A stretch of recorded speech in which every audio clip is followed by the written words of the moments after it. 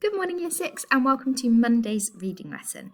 Now, we have officially finished Holes, which is really, really exciting. And if you have not caught up, all the chapters are still on YouTube. So please, please, please go and finish it and find out what's happened.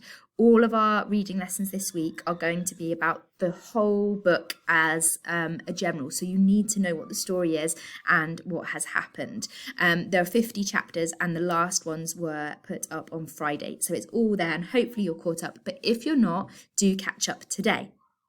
If you have read it, I want you to think about, were you happy with how the story ended? So take a moment, pause the video and think about whether you were happy with it, whether there was anything that surprised you, whether it disappointed you as an ending, and then come back and I'll share what I thought.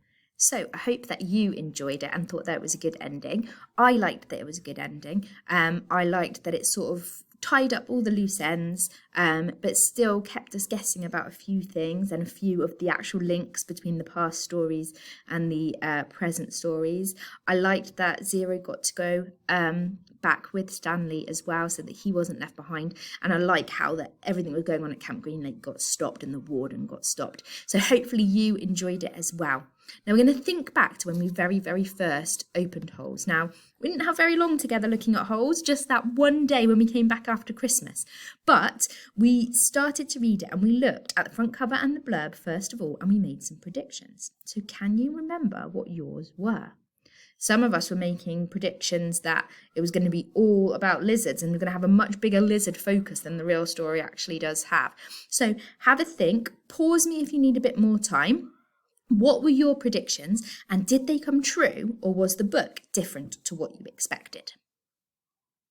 Okay, so I think that a lot of people might say it was different to what they expected. Certainly from some of our predictions just from the front cover, we couldn't predict what had actually happened. Obviously the blurb gave us a little bit more information and it is similar to the actual story. Obviously it gives us a good example, but what we don't learn from the front cover or the blurb, which is unusual and not like many books that you might have read, certainly not like any other books we've read as class books, is all of the flashback sections and the links with the past. And so I certainly couldn't predict that from the front cover or the blurb. I don't know about you.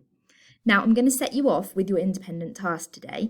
As I said before, we're going to spend the whole week doing activities based on the whole of Holes as a book now that we've had the whole story. So my lessons aren't going to be too long and I'm going to be setting you off on independent activities. So your job for today, now that you know the whole story, I would like you to do your own front cover and your own blurb. So imagine you're the author. You now know what the whole story is about. What would you choose to go on the front cover? And what would you choose to write in the blurb? Now remember, you don't necessarily have to be able to predict everything a book's about from the front cover and the blurb. It might be good to have some surprises and some twists and turns. But what would you choose that would best represent Holes? Would you put a lizard on the front? Or would you do something different? I'd love to see what you come up with. You can either draw your front cover and write your blurb in your book, or you could even get a piece of paper, fold it in half, pretend you've made a little book with the front cover on the back and the front cover on the back, the front cover on the front, and the blurb written down the back. Can't wait to see what you come up with. Have a really good think about it and think what will best represent this story. Thanks for watching the lesson.